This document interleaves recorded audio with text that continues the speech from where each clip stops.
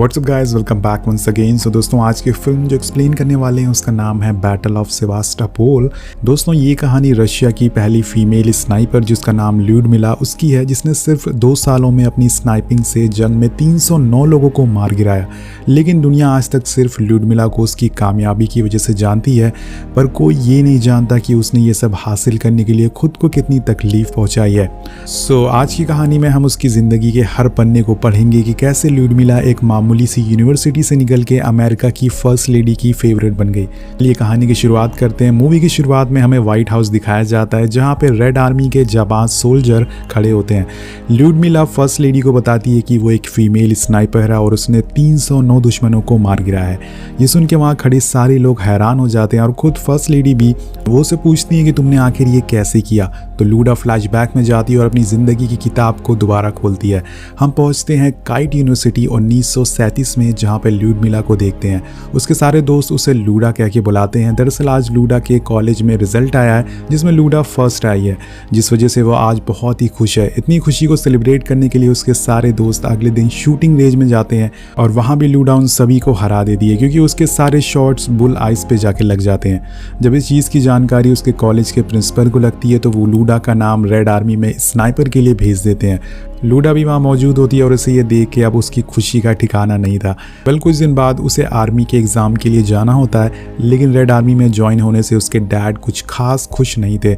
उनका कहना था कि उन्होंने अपनी आधी लाइफ आर्मी में गुजार दी और अब वो ये नहीं चाहते कि लूडा की ज़िंदगी भी वैसी ही जाए। लेकिन लूडा उन्हें किसी तरह से मना लेती है, जिसके बाद वो उसे जाने की परमिशन दे देते हैं। फिर लूडा अपनी तैयारी में लग जाती है। जब वो सारे बच्चे बीच में एंजॉय कर रहे होते हैं तो लूडा के पास एक बोरिस नाम का आदमी आता है, जो प्रोफेशन से एक डॉक्टर होता है।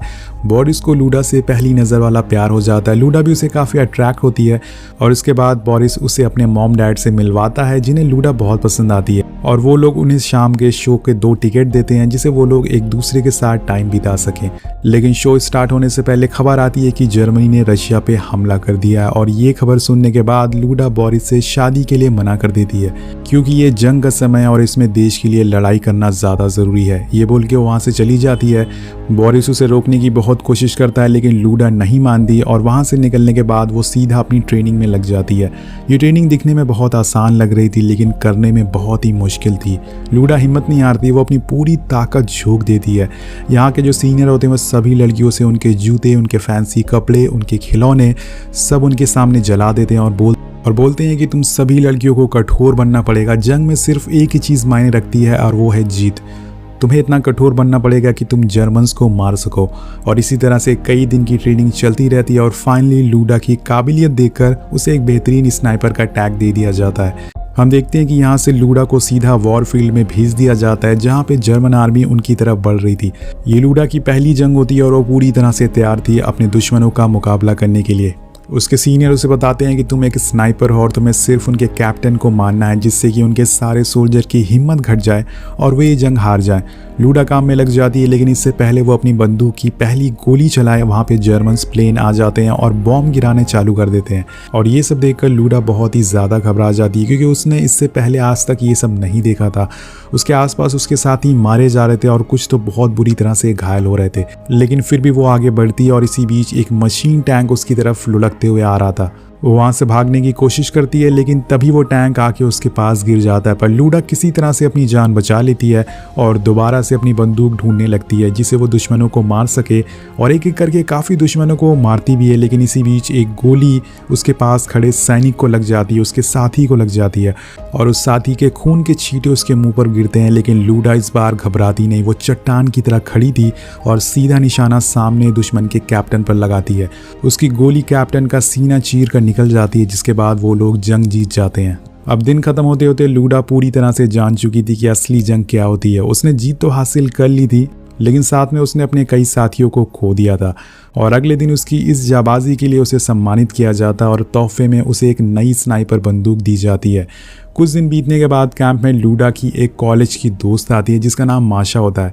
वो यहाँ नर्स की ड्यूटी पर आई थी और दोनों एक दूसरे को देखकर बहुत खुश आते हैं, गले मिलने लगते हैं, क्योंकि अभी तक लूडा का कोई दोस्त यहाँ नहीं था। अब उसे एक साथी मिल गया था। वहीं एक तरफ धीरे धीरे लूडा और कैप्टन में नज़दीकियाँ बढ़ने लगती है। वो दोनों एक दूसरे को पसंद करने लगते हैं और उसी रात माशा अपने बॉयफ्रेंड और एक दोस्त के साथ लूडा के पास डिनर करने आती है। वो सारे लोग बहुत इंजॉय करते हैं और थोड़ी देर बाद माशा और उसका बॉयफ्रेंड वहाँ से चले जाते हैं, लेकिन उसके साथ जो आदमी था वो लूडा के साथ ज़बरदस्ती करने लगता है और इसी दौरान वहाँ कैप्टन आ जाते हैं, जिसके साथ लूडा उस आदमी को एक घूसा मारकर वहाँ से निकल जाती है। थोड़ी दूर जाने पर कैप्टन और लूडा एक दूसरे के क्लोज आ जाते हैं। वेल अब सीन शिफ्ट होता है और यहाँ हम देखते हैं कि कैप्टन और लूडा दोनों साथ में बहुत खुश हैं और एक साथ काम कर रहे हैं, लेकिन तभी वहाँ जर्मन्स का अटैक हो जाता है और अटैक से कैप्टन तो बच जाते हैं, लेकिन लूडा बहुत ही बुरी तरह से जख्मी हो जाती है। इस धमाके का झटका इतना तेज़ होता है कि वो ज़मीन के अंदर पूरी तरह से धंस चुकी थी। कैप्टन उसे फ़ौरन बाहर निकालते हैं और जब उसकी आंख खुलती है तो वो खुद को हॉस्पिटल में पाती है, लेकिन इस हमले के बाद लूडा पूरी तरह से सहम चुकी थी। और इसके बाद अब कैंप में सारे घायलों का इलाज के लिए वहाँ डॉक्टर बोरिस को बुलाया जाता है, जो लूडा से पहले भी मिल चुके हैं, और लूडा को घायल देके उन्हें बेहद दुख होता है। अब सब लोग इतने घायल हो चुके थे कि उन्हें यहाँ पर कैंप में इलाज करना मुश्किल हो रहा था और इसी वजह से उन्हें अब शिप से सेवास्तोपोल से बाहर ले जाया जा रहा था। जब शिप में बोरिस लूडा से कुछ बातें करने की सोचते हैं, लेकिन तभी वहाँ पर जर्मन्स हमला कर देते हैं और वो अपने फाइटर प्लेन से अंधाधुंध इन पर गोलियाँ चला रहे थे, जिसमें बहुत सारे लोग मारे जा रहे थे। लेकिन जैसे तैसे कुछ लोग उस शिप में बैठे रहते हैं और अपनी जान बचाकर हॉस्पिटल पहुँचते हैं। कुछ दिन बाद हॉस्पिटल में रहने के बाद लूडा फिर से वापस जंग में जाना चाहती है, क्योंकि उसके देश को उसकी ज़रूरत है, एक अच्छे स्नाइपर की ज़रूरत है। वो अपने सीनियर से इस बारे में बात करती है, जिसके जवाब में वो लोग उसे बोलते हैं तुम्हें परमिशन देंगे कि तुम हेल्थी हो, फिट हो, तभी तुम जंग में जा सकती हो। अब ये सुनकर लूडा वापस बोरिस के पास आती है उसकी सिग्नेचर लेने के लिए, लेकिन वो मना कर देता है ये कहते हुए कि तुम अभी फिट नहीं हो। लेकिन लूडा उसकी बात नहीं मानती, वो बार बार उससे रिक्वेस्ट करती है कि वो इस पर साइन कर दे, और दोस्तों वो भी लूडा से प्यार करता था, इस वजह से उसे मना नहीं कर पाता। और इसके बाद हॉस्पिटल से निकलते समय लूडा को अपने कैंप के कुछ साथी मिलते हैं, जो उसे बताते हैं कि अब कैप्टन इस दुनिया में नहीं रहे, वो लड़ते हुए शहीद हो गए। और ये सुनकर लूडा पूरी तरह से टूट जाती है, लेकिन वो अभी भी हिम्मत नहीं हारती, वो अपने देश के लिए लड़ना चाहती। अब उसकी एक नए कैंप में पोस्टिंग होती है और वहाँ उसे न्यू कैप्टन लियोनिड मिलते हैं, जो उसी की तरह एक अच्छे स्नाइपर थे। वो लूडा से बोलते हैं कि अब से हमें एक साथ मिलकर दुश्मनों को मार गिराना है। अगले दिन लूडा और कैप्टन एक मिशन पर जाते हैं। उन्हें सामने ही दुश्मन दिखते हैं, लेकिन कैप्टन उन्हें मारने से मना कर देते हैं और वहाँ से जाने का ऑर्डर देते हैं। लूडा इस बात से बहुत गुस्सा हो जाती है कि उसने उन जर्मन्स को मारने का ऑर्डर क्यों नहीं दिया। तो कैप्टन उससे कहते हैं कि वॉर सिर्फ लोगों की जान लेने के लिए नहीं होता, कभी कभी हमें अपने दिल की भी सुननी चाहिए। ये बात लूडा को भी समझ आ जाती है और कुछ दिन ऐसे ही बीत जाते हैं। अब दोनों मिलकर बहुत सारे दुश्मन को मार गिराते हैं, चाहे कोई भी मौसम हो। दोनों अपने देश के लिए डटे रहते हैं, चाहे ठंड हो चाहे गर्मी हो। और कैप्टन के साथ काम करके और उसके साथ समय बिताते बिताते लूडा और कैप्टन दोनों एक दूसरे के करीब आ जाते हैं, और लूडा को एक बार फिर दोबारा किसी इंसान से प्यार हो जाता है। और ये उसे पता होता है, लेकिन वो अपने दिल की बात कहने से उसे डरती है, क्योंकि उसे डर था कि कहीं उसके साथ भी वही ना हो जाए जिससे पहले कैप्टन के साथ हुआ था। लेकिन क्रिसमस पार्टी में कुछ लोग लूडा के साथ बदतमीजी करने लगते हैं, जिसके बाद कैप्टन उन लोगों को एक घूसा मारकर गिरा देते हैं और लूडा को अपने प्यार का इजहार करते हैं। वो भी उसे खुशी खुशी एक्सेप्ट कर लेती है और एक बार फिर से दोबारा से वो अपने काम में लग जाते हैं। लूडा को अब बहुत खुशी थी, क्योंकि वो जैसी जिंदगी चाहती थी वो वैसी जिंदगी जी रही थी।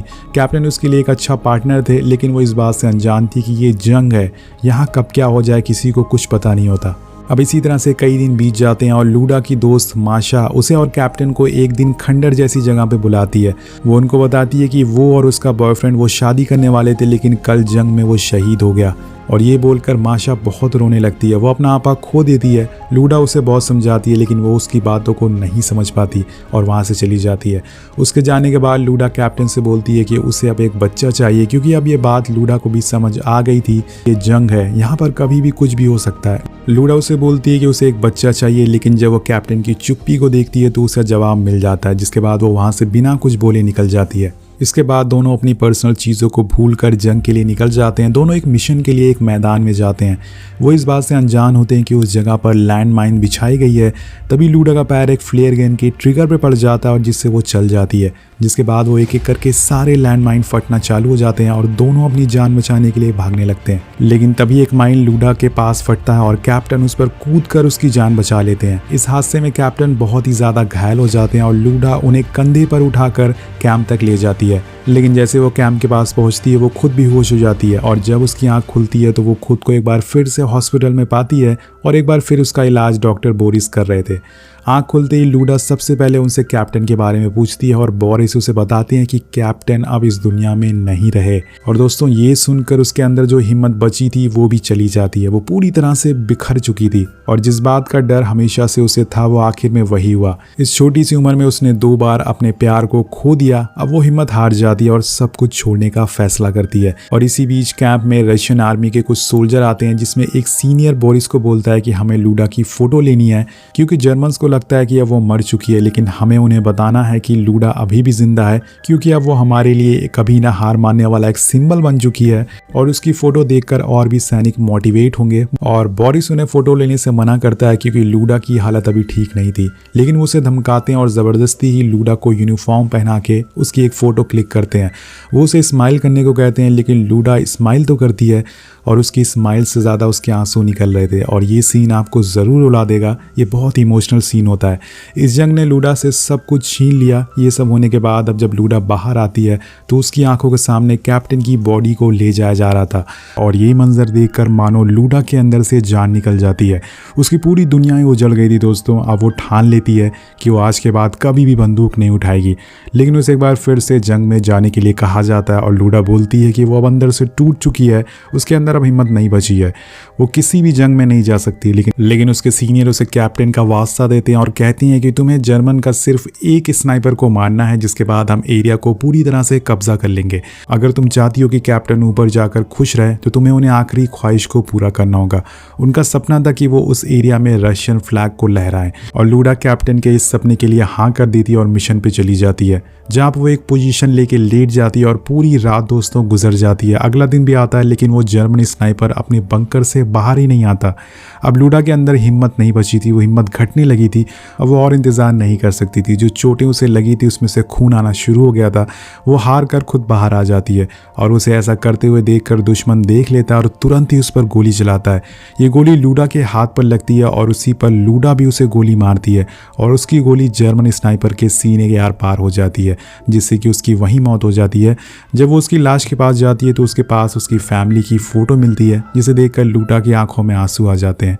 ये सीन हमें सिखाता है कि चाहे वो दुश्मन ही क्यों ना हो, जंग सिर्फ तबाही लाती है। अब सीन शिफ्ट होता है और हम देखते हैं कि सेवास्तोपोल को अब खाली कराया जा रहा है क्योंकि दुश्मन किसी भी पल यहाँ पर हमला कर सकते हैं। सारे लोग अपनी जान बचाने के लिए शिप में बैठने के लिए भाग रहे थे और वहीं दूसरी तरफ हम देखते हैं कि डॉक्टर बोरिस रशियन आर्मी के सीनियर के पास जाते हैं, उसके हेड के पास जाते हैं और उन्हें लूडा के लिए एक स्पेशल पास देने को कहते हैं जिससे लूडा जहाज से निकल सके। लेकिन सीनियर उसे पास देने से इनकार कर देते हैं और जिसके बाद बोरिस वहाँ से सीधा लूडा के पास आता है और उसे सबमरीन में बैठा देता है। लेकिन जब लूडा को पता चलता है कि डॉक्टर बोरिस ने उसे अपना पास दे के उसकी जान बचाई है तो वो चिल्लाने लगती है और सबमरीन में बैठने से मना कर देती है। लेकिन बोरिस उसे ज़बरदस्ती जहाज में बैठाते हैं और कहते हैं कि वो उससे ज़रूर मिलने आएंगे, उसका इंतज़ार करे। लेकिन तभी हम देखते हैं कि जर्मन प्लेन वहाँ हमला करना शुरू कर देते हैं और उस पोर्ट में बमबारी करना शुरू कर देते हैं, जिसमें बोरिस, उसकी दोस्त माशा और लाखों लोग जो कि बेगुनाह थे वो सभी मारे जाते हैं। इसके बाद हम लूडा की मन की आवाज़ सुनते हैं जिसमें वो कहती है कि बोरिस और वो लाखों लोग जो मर गए हैं वो असली हीरो थे। अब यहाँ से सीन प्रेजेंट में आता है और लूडा और सोवियत यूनियन की तरफ से उन्हें सबसे हाईएस्ट रैंक का मेडल दिया जाता है और साथ साथ में उसे एक एडवर्टाइजमेंट के टूर पर सोवियत यूनियन अपनी पार्टी में शामिल करती है ताकि वो उनके पार्टी के लिए पूरी दुनिया से फंडिंग इकट्ठा कर सके। और इसी दौरान लूडा की मुलाकात अमेरिका की फर्स्ट लेडी से होती है जो उसकी जबाजी के काफ़ी बढ़ चढ़ कर तारीफ करती है और साथ साथ में उन दोनों की काफ़ी अच्छी दोस्ती भी हो जाती है।